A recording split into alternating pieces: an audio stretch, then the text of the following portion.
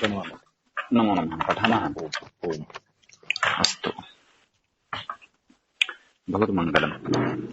मुनित्रयं नमस्कृत्य तनुतीः परिभाव्य च वैयाकरणसिद्धान्त कौमुदीयं विरच्यते।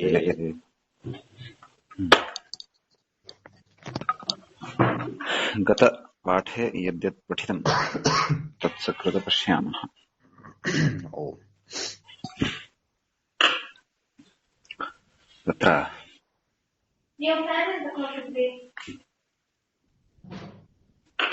समासप्रकरणे स्मः। तत्पुरुषसमासप्रकरणे तत्र कुगतिप्रादयः अनत्याधान उरुसि मनसि। कुगतिप्रादयः इति सूत्रान्तर्गतत्वेन अनत्याधान उरुसि मनसि मध्ये पदे निवचने च नित्यं हस्ते पाणावुपेमने प्रार्थं बन्धने जीविकोपनिषदावौपम्ये प्रादयो गताद्यर्थे प्रथमया इति एतानि सूत्राणि पठितानि खलु। आम्। अग्रे इदानीं पठनीयमस्ति।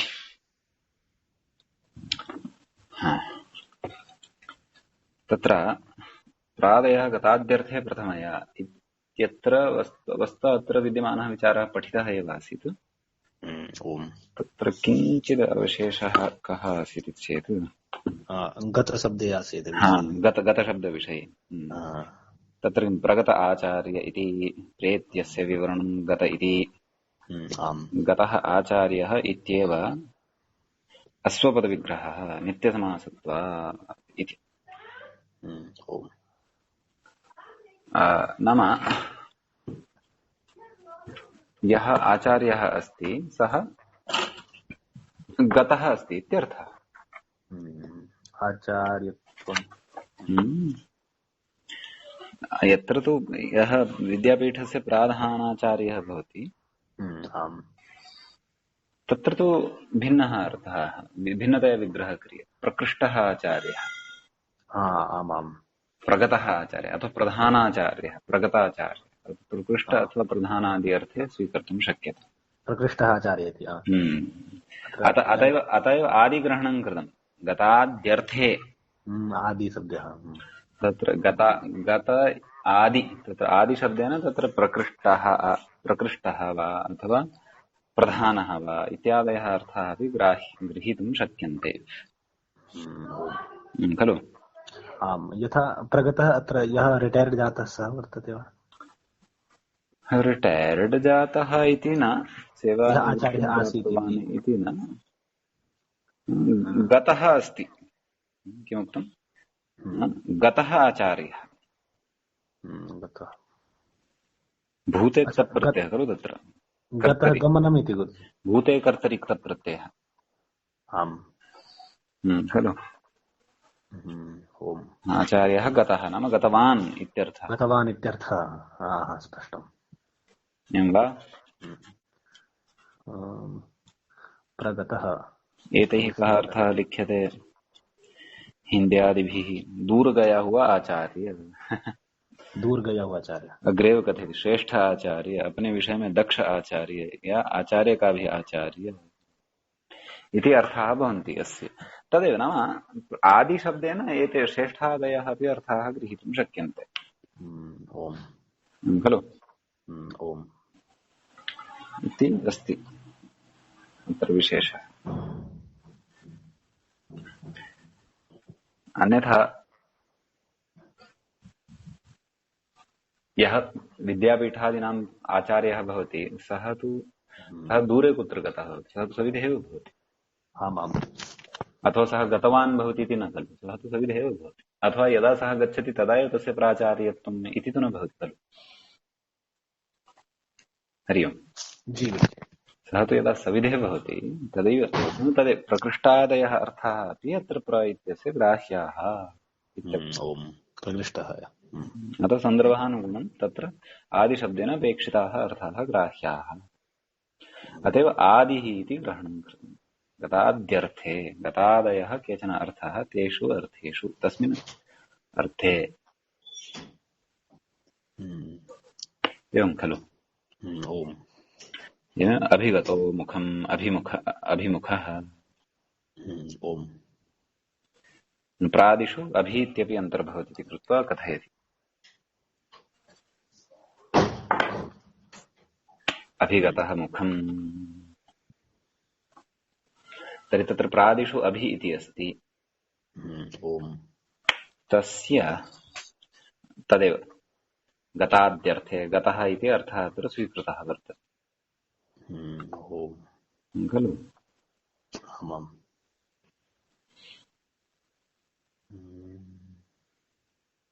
अतः अत्र अभिमुखः इति उदाहरणं सिद्धं भवति। अभिगतः मुखम्।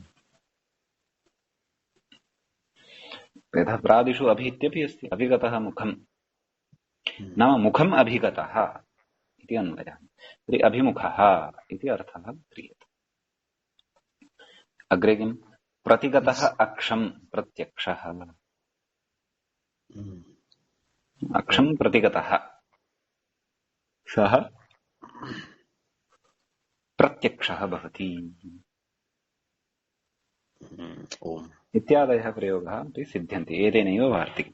अत्र तदेव प्रादयः नाम प्र इत्यादयः ये सन्ति ते गताद्यर्थे प्रथमया नाम प्रथमान्तेन समस्यन्ते। परन्तु अत्र एतदर्थं खलु गतः आचार्यः नाम प्र इत्यस्य आचार्य इत्यनेन सह भवति खलु समासः। समासः प्रथमया इत्युच्यते खलु। तर्हि अत्र तु अभिगतः मुखम् अभिमुखः इति कथम्? प्रथमया इति उक्तं खलु मुखम् इत्यत्र प्रथमा नास्ति। मुखम् अभिगतः द्वितीयं क्रिया अपि नास्ति यथा प्रादयः गताद्यर्थ। अच्छा गताद्यर्थः अर्थः अस्ति अत्र तु। अस्तु मुखम् इत्यत्र द्वितीया नास्ति खलु। आम्। अतः वार्तिकेन तु उच्यते द्वितीय प्रथमया इति। प्रथमया अत्यादयः क्रान्ताद्यर्थे द्वितीयया इति तु आरब्धव्यम् अस्ति अग्रे आरप्स्यते। प्रथमया इति वार्तिकेनैव उच्यते खलु नाम प्रथमान्तेन समस्यन्ते के प्रादयः खलु। तर्हि प्रकृते अपि अभिमुखम् इत्यादयः प्रयोगाः कथमुच्यन्ते? अभिमुखम् इति ओम प्रत्यक्षम् अपि उच्यते। प्रतिगतः अक्षम्। तर्हि प्रकृते अपि अक्षमिति द्वितीयान्तं खलु कर्मप्रवचनीयत्वात् द्वितीया भवति। तत्र अभिगतः मुखम् इत्यत्रापि कर्मप्रवचनीयत्वात् द्वितीया भवति।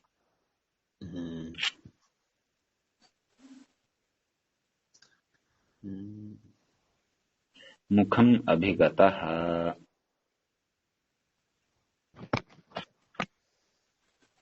तत्र मुखम् इत्यस्य प्रथमान्तत्वं तु नास्ति खलु। यदि मुखमिति नपुंसकलिङ्गे प्रथमान्तमेव भवति तथा चेत् अभिगतः इति कस्य विशेषणं तर्हि? अस्ति तत्पुरुषः एव सः न तत्र पुरुषः अस्ति परन्तु वार्तिकेन समासः कथम् उच्येत? यथा मुखमिति द्वितीयान्तं वर्तते किल। द्वितीयान्तेन कथं समासः पुनः? अभिगतः मुखम् गुरुजी अत्र द्वितीया एव अस्ति न? द्वितीया एव अस्ति इति मम भाति। इत्यादयः क्रान्ताद्यर्थे मुखं तु गुरुजी तथा प्रथमा एकवचने अपि भवति। एकक्षणं प्रगतः आचार्य प्राचार्य प्रगतः पितामहः प्रपितामहः विरुद्धः पक्षः विपक्षः प्रकृष्टो वीरः प्रवीरः इत्यादीनि उदाहरणानि एतेन दत्तानि हिन्दी टीकाकर्ता। परन्तु एषः अग्रे यदि योजितवान् तत्त्वबोधिन्यां किमपि तादृशम् अस्ति वा पश्यामः। तदेव प्रगतः पितामहः तदेव अस्ति। प्रगतः अनेन गतार्थे वृत्तिम् अस्वपदविग्रहेण नित्यसमासतां च दर्शयति। एवं प्रगतः पितामहः प्रपितामहः मातामहः इत्यादयो भवन्ति इत्यर्थः। आदिपदात् अभिगतः मुखम् अभिमुखः अस्ति भो। आदिपदात् अभिगतः मुखम् अभिमुखः, अग्रे अस्ति आदिपदात्। उद्गतः वेलाम् उद्वेलः, प्रतिगतः अक्षम् प्रत्यक्षः इत्यादि सिद्धम्। आदिपदात्।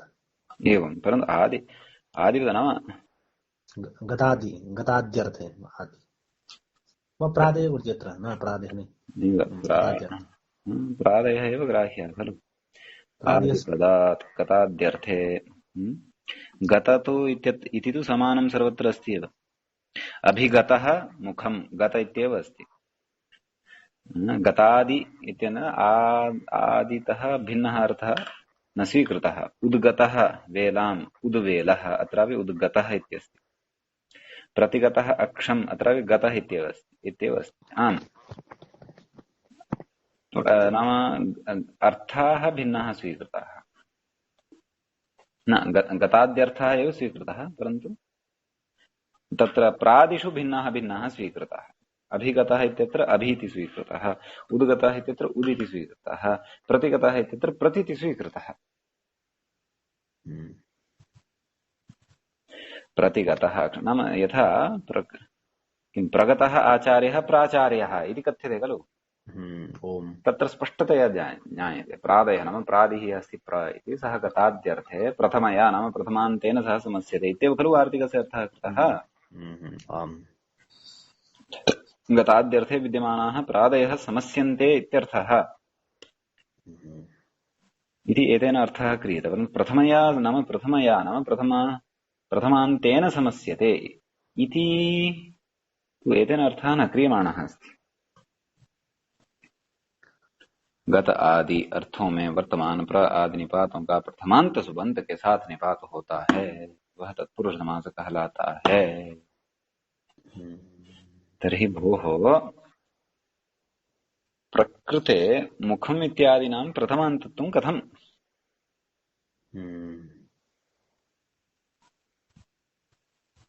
मुखम् अभिगतः अथवा अभिगतः मुखम् अभिमुखः। निपातनत्वात् तत्र उद्गतः वेलाम्, द्वितीयान्तमेव अस्ति। उद्गतः वेलाम्, वेलाम् इति द्वितीयान्तेन सह कथं समासः? उद्वेलः इति साध्यते।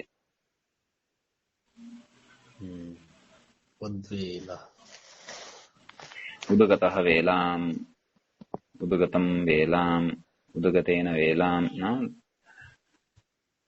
एषः विषयः किञ्चित् गडबडायते, द्रष्टव्यम्। कर्म प्रवचनीयता अस्ति। कर्म प्रवचन नाम द्वितीया अस्ति वा?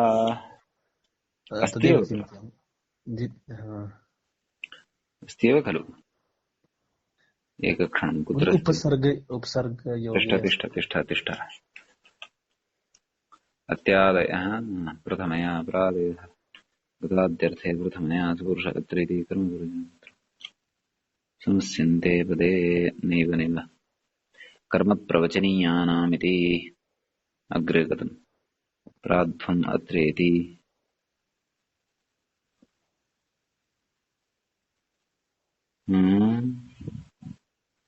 सा संज्ञा तु अग्रे एकं वार्तिकमुक्तं खलु, किं कर्म प्रवचनीयानां प्रतिषेधः वार्तिकमेतद् वृक्षं प्रति। अस्तु, नाम कर्म प्रवचनीयानां वृक्षं प्रति इत्युक्ते वृक्षम् इत्यस्य कर्म प्रवचनीयं भवति। तत्र समासो न भवति इति उच्यते। तथा चेत् अत्रापि समासः न स्यात्।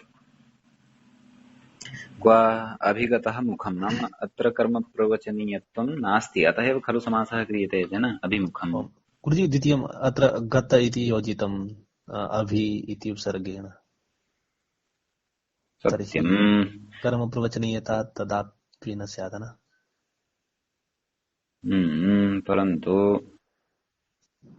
उपसर्ग स्वतन्त्रः अपि नास्ति। स्वतन्त्रस्तु भवत्येव, शेखरेण स्वतन्त्रस्तु भवति, अत्र क्लेशः नास्ति। परन्तु अभि न यथा प्रगतः आचार्यः इति कृतं खलु। तर्हि गतशब्दस्यापि लोभः न गुरुजी। तर्हि तत्र प्रा इत्यस्य गतशब्दस्य लोपः स्यात्। अरे तत्यजतु, गतार्थे तत्र प्र इति उपयुक्तः वर्तते खलु, अस्तु। तस्य लोपस्य किमर्थं भवान् चिन्तां करोति? ओम्। गताद्यर्थे प्र इत्येव उपयुज्यते, तत्तु लौकिकविग्रहवाक्ये उच्यते, प्रगतः आचार्यः, गताद्यर्थे इत्युच्यते। अलौकिकविग्रहवाक्ये तु प्र एव स्वीक्रियते खलु, सः अर्थः अस्ति, न तु शब्दे प्रविष्टः वर्तते। अस्माकं मम का शङ्का अस्ति, ताम् अवगतवान् वा न वा? आम्, अत्र द्वितीयान्तेन कथं समासः? मुखम् इति द्वितीयान्तं कर्म द्वितीयान्तता अस्ति वा, अस्ति अपि वा न वा इत्येव चिन्त्यम्। इत्यत्र विचारः कर्तव्यः अस्ति आदौ। अभिगतः मुखम् अभिमुखः इत्युच्यते तेन। तर्हि यथा अस्माभिः प्रगतः आचार्यः प्राचार्यः इति साधितं खलु, तद्वत् अभिगतः मुखम् अभिमुखः इति कथं साध्यते? प्रतिगतः अक्षं प्रत्यक्षः इति कथं साध्यते? किम् अत्र मुखम् इति द्वितीयान्तं वा? न स्यात्। न यदि प्रथमान्तमेव, तर्हि अभिगतः मुखम् अभिमुखः इति कथं साध्यते? अभिमुखम् इति साधनीयं खलु। सः स्थितिः। गताद्यर्थे इति उक्तं खलु, तर्हि गतादि अर्थेषु, तर्हि प्रकृते गतादिषु गतः एव अर्थः गृहीतः वर्तते खलु, भिन्नः अर्थः तु नास्ति। भिन्नः नास्ति, गतः एव अर्थः गृहीतः वर्तते। प्रादिः अस्ति, सः भिन्नः, प्र नास्ति अभि इति अस्ति, अङ्गीकुर्मः। अभिगतः मुखम् इत्येव अस्ति। तर्हि गतः इति एव अर्थः स्वीकृतः वर्तते। तर्हि कथम् अभिमुखम् इत्येव कुतः स्वीक्रियते? अभिमुखः इति कुतः स्वीक्रियते? तत्र अन्यपदार्थः कश्चन गृहीतः वर्तते।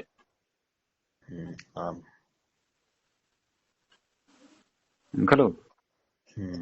ओम्। अभिगतः मुखम् नाम मुखम् अभिगतः इति अस्ति अस्य अर्थः। प्रतिगतः अक्षम् प्रत्यक्षः इति च अस्ति। तत्र उच्यते प्रथमान्तेन समस्यते, प्रथमया इति वचनं कृतम्। तत्र प्रगतः आचार्यः प्राचार्यः इति तु सत्यं सिद्धम्। प्राचार्यः तत्र प्रथमान्तम्। प्रकृते तु प्रथमान्तं न भाति खलु, द्वितीयान्तं स्यात् अभिगतः मुखम्। मुखम् अभिगतः, मुखस्य कर्मत्वात् द्वितीया।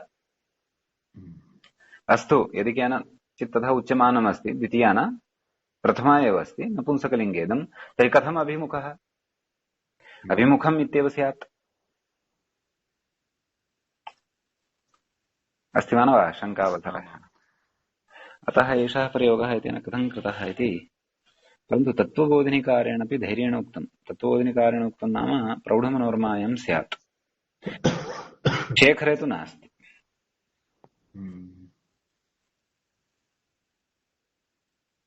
तत्त्वबोधिनीकारेण उक्तं नाम प्रौढमनोरमायां स्यात्। अतः अत्र स्यात् काचित् युक्तिः इति मम भाति। तथापि एकवारं चिन्तनीयम् अस्ति, अत्र चिन्तनं कर्तव्यं, विचारः अपेक्षितः। तत् विचारं कृत्वा एकवारं स्पष्टीकृत्य वदिष्यामि। अतएव धैर्येण अत्यादयः इति आदिगुणः यथा सुपालुक् भविष्यति। हरि ओम् एकक्षणं भोः, एकक्षणम्।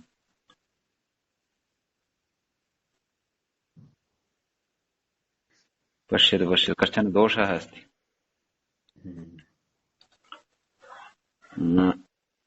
इदानीं मया किञ्चित् अवधानं कृतम्। एतानि उदाहरणानि कानि? अभिमुखः, अभिगतः मुखम् अभिमुखः, प्रतिगतः अक्षं प्रत्यक्षः इत्यादीनि उदाहरणानि प्रादयः गताद्यर्थे प्रथमया इत्यस्य न सन्ति।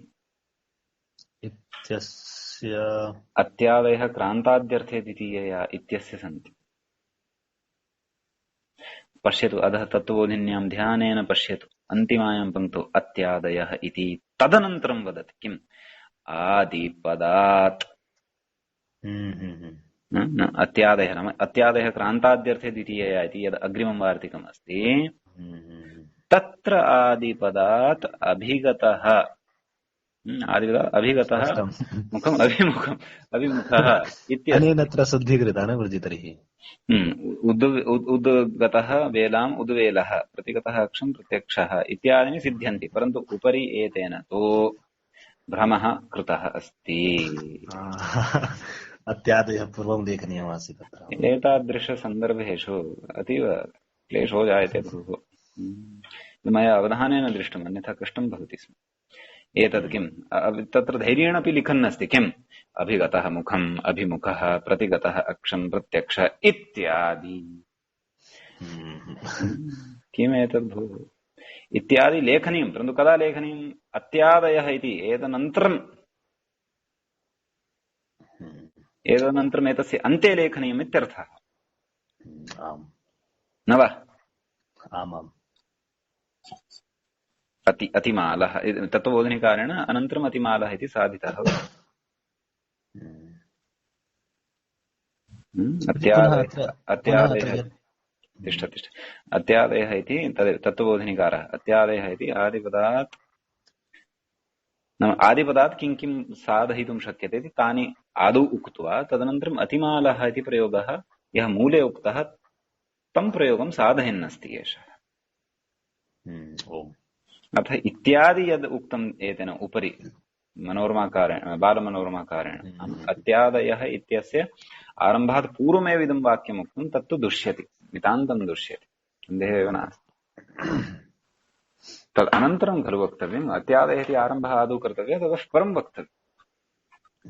अतः अत्र फुट्नोट् कर्तव्यः एव भविष्यति, अन्यथा अग्रिमपर्याये कदाचित् पठामः पाठयामः वा बहु क्लेशः।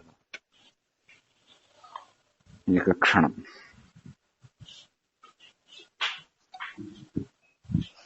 अङ्कन्या परिष्करणीयमेव।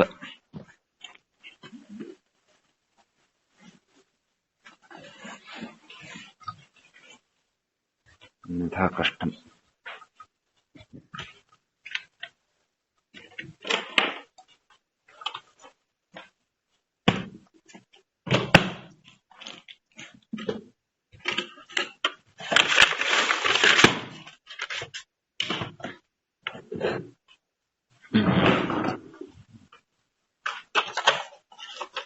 अस्तु गुरुजी, अत्र यथा अभिमुखं प्रत्यक्षम् इति अस्माभिः शङ्का कृता, मकारः स्यात्।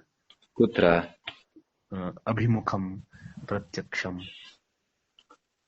का शङ्का कृता? अत्र अभिमुखः मुखमिति स्यात्, प्रत्यक्षः इत्यस्य स्थाने प्रत्यक्षम् इति। अङ्कने किमिति? अभिमुखं प्रत्यक्षम् प्रत्यक्षम्। किं तत्र का शङ्का? पूर्वं कृता आसीत् साधु परिहृता भोः अधुना। तस्य तु स्पष्टं जातं यदत्र द्वितीयायाः उदाहरणम् अस्ति। यथा प्रत्यक्षम् इति श्रूयते गुरुजी, तदपि भवतां प्रत्यक्षम्। तत्पश्चात् तिष्ठतु, अनन्तरं फुट्नोट् स्थापयामि।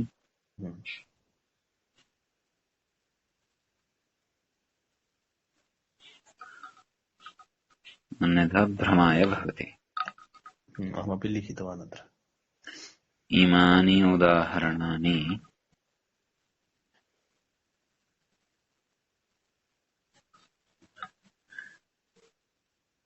अग्रिम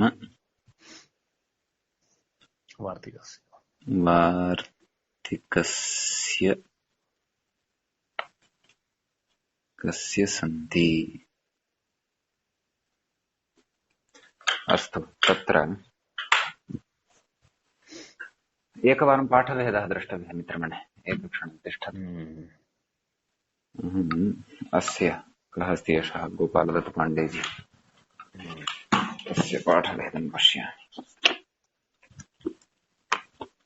ज्ञायते स्पष्टतया। भवति किं कुर्मः? तत्त्वबोधिनीकारस्य वाक्यं यदि न अवलोक्यते स्म तर्हि इतोपि भ्रमाय एव भवति स्म। जीविकोपनिषदावौपुण्ये वा प्रगतः प्राचार्यः प्रगतः आचार्यः प्राचार्यः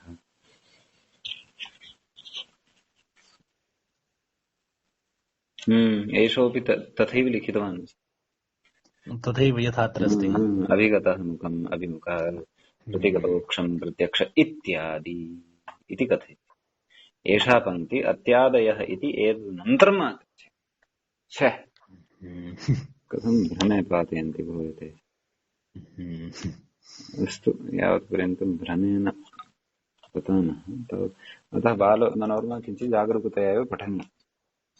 अत्र दोषाः अपि भवन्ति। झटिति अस्य वाक्यं ब्रह्मवाक्यम् इति मत्वा न स्थातव्यम्। एषा पङ्क्तिः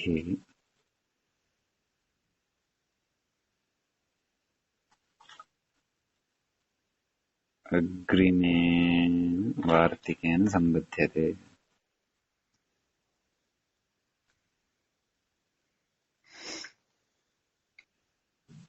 एतेन इदमपि ज्ञायते यत् सम्पादकाः अवधानं न कुर्वन्ति सम्पादनसमये। एवमेव सम्पादः कथञ्चित् लिखन्ति इति तु ज्ञायते।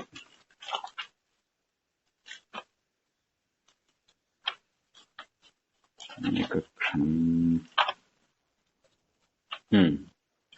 अस्तु आगच्छामः अत्र विचारः भविष्यति।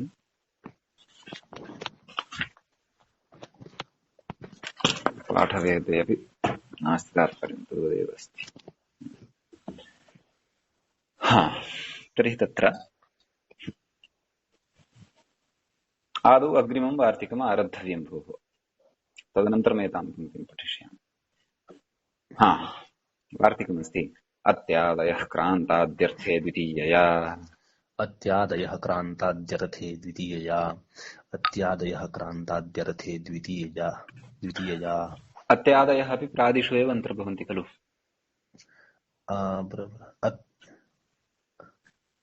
सत्यं तत्र चिन्तनीयं किम्। अति सु उत अभि प्रतिपरि उप प्रतिपरि खलु।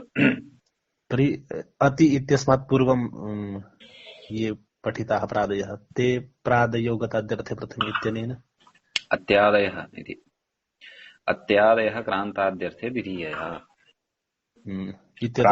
प्रादिषु एव अत्यादयः अपि सन्ति इत्यर्थः खलु। अत्यादयः क्रान्ताद्यर्थे द्वितीयया। तत्र अत्यादयः ये सन्ति ते द्वितीया इदं प्रथमेन वार्तिकेन तु सर्वे गृहीताः। प्रादीनां प्रथमान्तेन समासः भवति स्म गताद्यर्थे।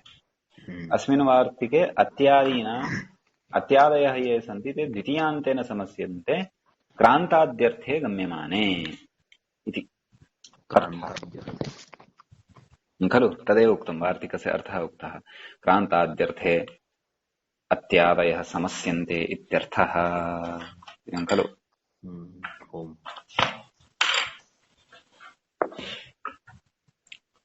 एवञ्च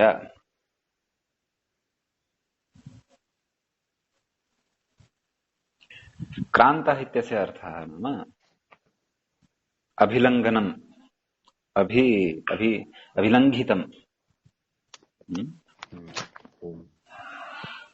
लङ्घनं कृत्वा अथवा लङ्घनं यत्र जातं भवति तादृशः अर्थः अत्र स्वीक्रियते। तर्हि क्रान्ताद्यर्थे अत्यादयः समस्यन्ते इति अस्ति अर्थः। उदाहरणं साध्यते अतिक्रान्तः मालां गतपङ्क्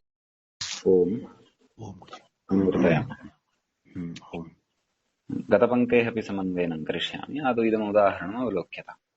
अतिक्रान्तः मालाम्। अतिशब्दः क्रान्ते वर्तते नाम क्रान्तार्थे वर्तते अत्र अतिशब्दः। क्रान्तः मालाम् इति अस्वपदविग्रहः खलु। तत्र क्रमुधातुः अतिक्रमणार्थम् तत्र क्रमुधातोः अतिक्रमणम् अर्थः खलु। कुत्र क्रान्तः इत्यत्र क्रमो यः धातुः अतिमालः, तर्हि अतिमाला अम्, यथा मालाम् इति द्वितीयान्ततां भजते, अतः एतेन अत्यादयः क्रान्ताद्यर्थे द्वितीयया इत्यनेन समासः। तत्र कथयति एकविभक्तिजा पूर्वनिपाते इति मालाशब्दस्य उपसर्जनत्वात् गोस्त्र्योरुपसर्जनस्य इति ह्रस्वः। अयं विषयः अस्माभिः विस्तरेण पूर्वं पठितः अस्ति अपदिशम् इत्यादिषु अव्ययीभावे। अतः अतिमाल इति भवति। अतिमाल सु सस्य ऋत्विसर्गे अतिमालः इति सिद्ध्यति खलु। इदानीं तां गतपङ्क्तिं पश्यतु यया भ्रामिताः वयं। तत्र विद्यमानानि उदाहरणानि अपि एतेनैव सिद्ध्यन्ति। किम्? अभिगतः मुखम्, अभिमुखः खलु। अभि इति अत्यादिषु अन्तर्भवति। अतिसु उत अभि। अत्र अभि इति न मुखं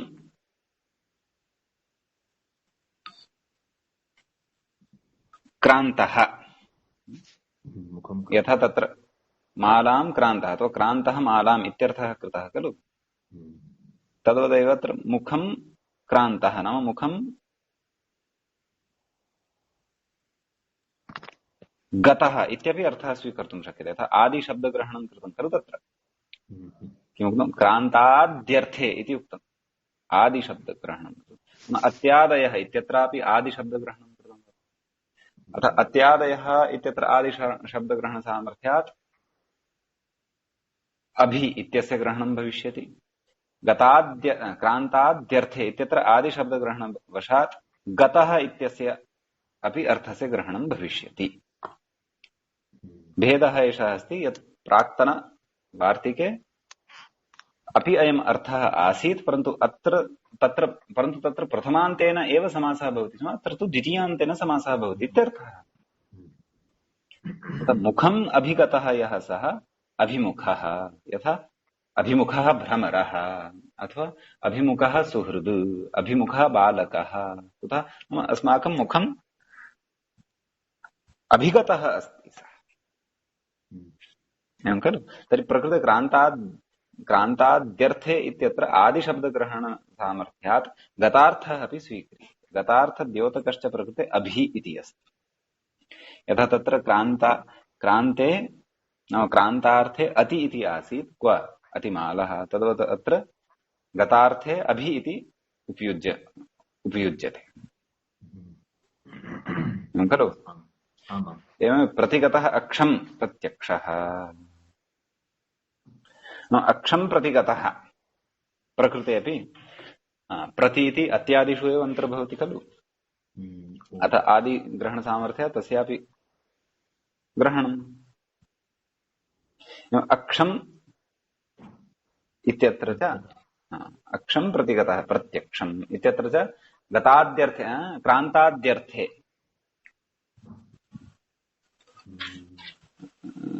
गतार्थः क्रान्ताद्यर्थे इत्यत्र आदिग्रहणसामर्थ्यात् गतार्थोऽपि स्वीकृतः, अतः प्रत्यक्षः इत्यादि। इदानीम् अक्षम् इति अक्षशब्देन किं ग्राह्यं भवति?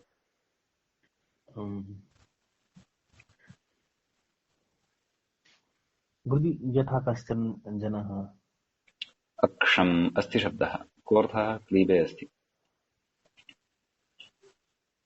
अक्षणोति, अक्षति वा, अक्षते वा अनेन।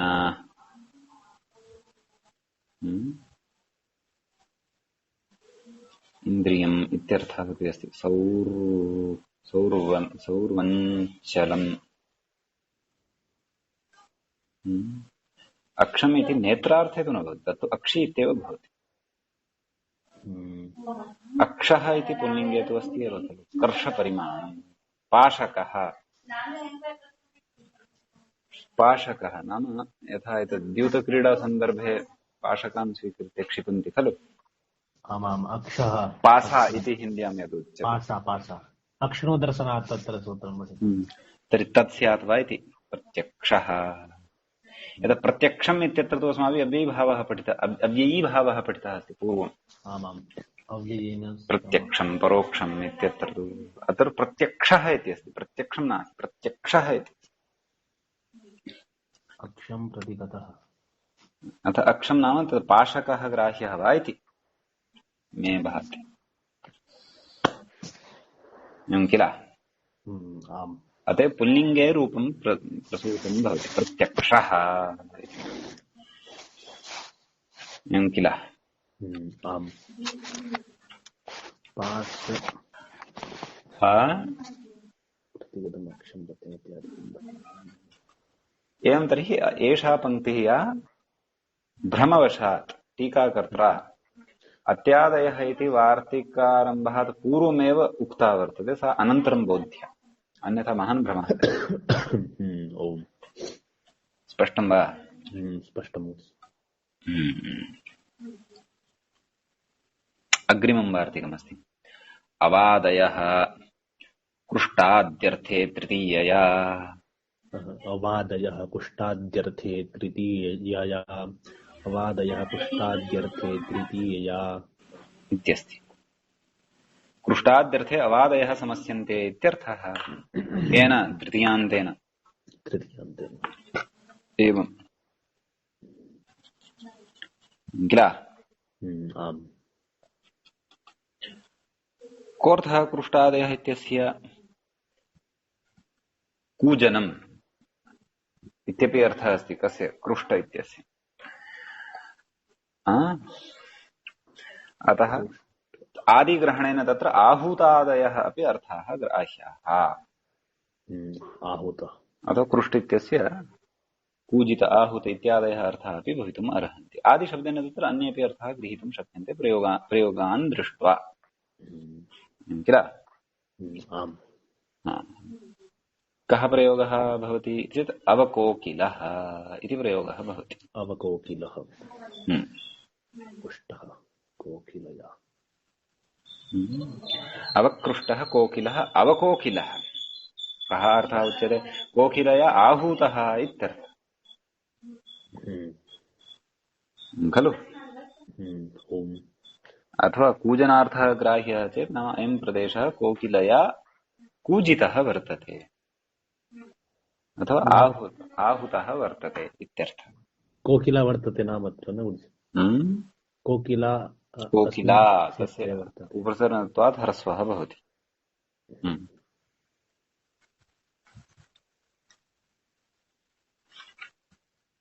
खलु। तद् कोकिलः यः अस्ति तेन कूजितः यः प्रदेशः, नाम यस्मिन् प्रदेशे यः कोकिलः कूजनं कुर्वन् अस्ति सः प्रदेशः अवकोकिलः प्रदेशः अथवा कोकिलया आहूतः इत्यपि अर्थः भवितुम् अर्हति। बहुव्रीहिः अपि तत् तर्हि अत्र प्रतीयते। बहुव्रीहिः नास्ति, बहु तत्पुरुषः एव अस्ति। तत्पुरुषः एव अस्ति। तत्पुरुषः एव अस्ति, बहुव्रीहिः नास्ति खलु। ओम् बहुव्रीहिवत् भानं जायते, बहुव्रीहिः नास्ति, तत्पुरुषः एव।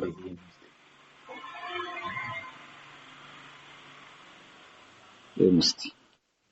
यतः अत्र सर्वाणि अपि पदानि स्वकीयम् अर्थं त्यक्त्वा अन्यस्य अर्थस्य बोधः न कारयन्ति। अवादिः यः अस्ति, अवयः अस्ति, सः स्वकीयम् अर्थम् अवकुष्टं वदति, कथयन्नेव अस्ति खलु। अतः बहुव्रीहिः नास्ति, अत्र तत्पुरुषः एव अस्ति। अवगम्यते। एतावानेव विशेषः अस्मिन् वार्तिके। अग्रे अस्ति पर्यादयः ग्लानाद्यर्थे चतुर्थ्या। पर्यादयो ग्लानाद्यर्थे चतुर्थ्या। पर्यादयो ग्लानाद्यर्थे चतुर्थ्या। ग्लानाद्यर्थे इदानीम् अर्थः भिन्नः। ग्लानाद्यर्थाः स्वीकृताः।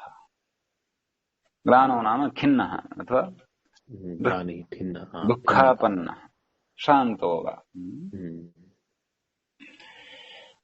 ग्लानाद्यर्थे पर्यादयः समस्यन्ते इत्यर्थः। इति वार्तिकस्य अर्थः। परिग्लानः अध्ययनाय अपि च केन समस्यन्ते? चतुर्थ्यन्तेन समस्यन्ते। चतुर्थ्यन्ते। परिग्लानः अध्ययनाय पर्यध्ययनः इति रूपं निर्णीतम्। पर्यध्ययनः। अध्ययनाय अध्ययनार्थं परिग्लानः। तेन शान्तः। अध्ययनाय शान्तः। परिरत्र ग्लाने वर्तते, परिहि अत्र ग्लानार्थे वर्तते इत्यर्थः। खलु? नाम अध्ययनेन शान्तः सन् एषः ग्लानः वर्तते इत्यर्थः। पर्यध्ययनः। किमुक्तम्? पर्यादयः ग्लानाद्यर्थे चतुर्थ्यन्तेन समस्यन्ते। पर्यध्ययनः नाम अध्ययनाय यः परिग्लानः वर्तते, अध्ययनाय यः खिन्नः वर्तते, शान्तो वा वर्तते, अध्ययनं कर्तुम् इदानीं न शक्नोति, बहु पठितम्, आदिनं पठितम्, 8 घण्टाः पठिताः इति यः चिन्तयति, इति 8 घण्टाः पठित्वा यस्य इदानीं ग्लानिः, खिन्नता अथवा अरुचिः वा किमपि तथा जाता वर्तते, सः पर्यध्ययनः। यद् एवं भवितुमर्हति, यथा यान् वदामः छात्रान् पठन्तु, ते वदन्ति वयं श्रान्ताः इदानीं, तत्रापि ते छात्राः पर्यध्ययनाः छात्राः वक्तुं शक्यते न? अस्ति। एवं परिग्लानः कार्याय इत्यपि भवितुमर्हति, अध्ययनम् इत्येव प्रयुक्तमिति नास्ति, तर्हि परिकार्यः इति भवति। परिकार्यः एव भविष्यति। एवं भवति। किं परिग्लानः यानचालनाय, परियानचालनः। स्त्रीलिङ्गे गुरुजी तथैव टाप् भविष्यति। परिचालिका तथैव। एवम्। न, परिचालिका इत्यत्र तु भिन्नः अपि अर्थः गृहीतुं शक्यते। तत्र अयमपि अर्थः यदि अस्ति तर्हि एतेन समासः, नाम ग्लानाद्यर्थोऽपि यदि अस्ति, ग्लानाद्यर्थः तु विवक्षाधीनः अथवा प्रसङ्गानुरोधेन। एवं खलु? अग्रे किमस्ति? अग्रे वार्तिकम्। निरादयः क्रान्ताद्यर्थे पञ्चम्या। निरादयः क्रान्ताद्यर्थे पञ्चम्या। निरादयः क्रान्ताद्यर्थे पञ्चम्या। क्रान्ताद्यर्थे निरादयः समस्यन्ते केन? पञ्चम्यन्तेन समस्यन्ते इत्यर्थः। उदाहरणं निष्कौशाम्बिः। निष्क्रान्तः कौशाम्ब्याः निष्कौशाम्बिः। अतिमालवत् ह्रस्वः निरुत्यव्ययम् निरगमने वर्तते। प्रकृते क्रान्ताद्यर्थः नाम क्रान्तादयः अर्थः तद् अतिक्रमणं वा निर्गमनं वा एतादृशाः अर्थाः अत्र ग्राह्याः इत्यर्थः। अतः अतिमाल इत्यत्र यथा ह्रस्वः कृतः तद्वदेव अत्रापि उपसर्जनत्वात् गोस्त्रियोरुपसर्जनस्य इत्यनेन कौशाम्बी इत्यस्य ह्रस्वो भवति इत्यर्थः। निष्कौशाम्बिः इति रूपं सिद्ध्यति खलु? विसर्गः, विसर्गस्य षत्वं निष्कौशाम्बिः इत्युच्यते इत्यर्थः खलु? स्पष्टम्? आम्, स्पष्टम्। अग्रे वार्तिकम्। पुनः किम्? कर्मप्रवचनीयानां प्रतिषेधः। कर्मप्रवचनीयानां प्रतिषेधः। कर्मप्रवचनीयानां प्रतिषेधः। कर्म प्रवचनीयाः ये सन्ति तेषां निषेधः वक्तव्यः। किन्निमित्तं समासार्थं निषेधः भवेत् इति। येषां प्रादीनां कर्मप्रवचनीयसंज्ञा कृता वर्तते ओम् ज्ञायते तर्हि तत्र तेषां प्रकृतवार्तिकैः समासो न भवति यथा वृक्षं प्रति इत्यत्र लक्षणेऽर्थं भूताख्यानभागवीप्सासु प्रतिपर्यनवः इत्यनेन कर्मप्रवचनीयसंज्ञा भवति। कर्मप्रवचनीयत्वात् वृक्षम् इत्यत्र द्वितीया भवति इति सविस्तरम् अस्माभिः पठितं पूर्वम् ओम् कारकप्रकरणे खलु। आम् अतः एतेन वार्तिकेन निषेधः क्रियते। यद्यपि अत्र तदेव अत्यादयः क्रान्ताद्यर्थे द्वितीयया इत्यनेन किमपि नाम द्वितीयान्तं श्रूयते वृक्षमिति समासः प्राप्तं भवितुम् अर्हति स्म, परन्तु वार्तिकेन निषेधः क्रियते। अग्रे कथयति इदं तु वार्तिकं भाष्ये प्रत्याख्यातम्। इदं वार्तिकं तु भाष्ये प्रत्याख्यातमस्ति भोः, खण्डितमस्ति। अवगतम्? तर्हि समासः भविष्यति कुत्र? यथा प्रत्याख्यानं कृतं न, नाम तत्र समासनिषेधः प्रकारान्तरेण प्रतिपादितः स्यात् एवं खलु। तच्च किञ्चित् अस्माभिः पूर्वम् अपि पठितम् अस्ति कारकप्रकरणे। अस्तु, तथापि तत्र तदर्थं तु भाष्यमेव द्रष्टव्यम्।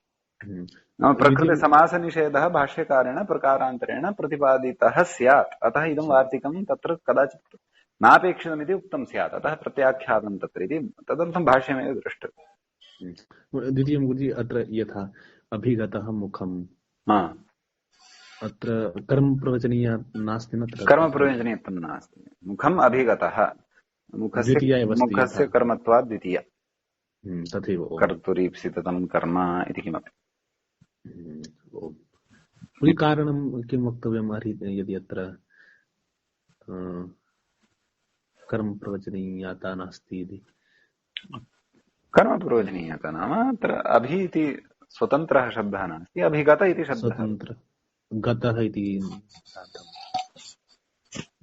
गताद्यर्थः अत्र वर्तते। गताद्यर्थः अस्ति इत्यतः कर्मप्रवचनीयसंज्ञाः अपि कस्मिंश्चित् अर्थविशेषे भवन्ति खलु।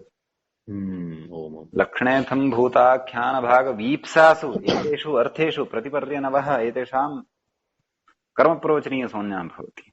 अभिरभागे ओम अभिरभागे अतः तादृशः अर्थः अपि अत्र भवेत् खलु। ओम ओम स्पष्टं जातम्। एवञ्च एतावता कुगतिप्रादयः इत्यत्र प्रादिप्रपञ्चोऽपि प्रादिसमासप्रपञ्चोऽपि समाप्तिं गच्छति। इदानीं उपपदसमासविषये चर्चा करिष्यते, तत्तु वयम् अग्रिमे कालांशे पठिष्यामः मित्रमः। अद्य एतावत् भवतु। अस्तु, श्वः सायङ्काले पश्यामः, सूचयिष्यामि। प्रातः तु अहं व्यस्तः अस्मि, न भवेत्। मित्रैः नमस्कृत्य वैभाव्य च वैयाकरणसिद्धान्तात् विरुध्यते। शुभदिनम्।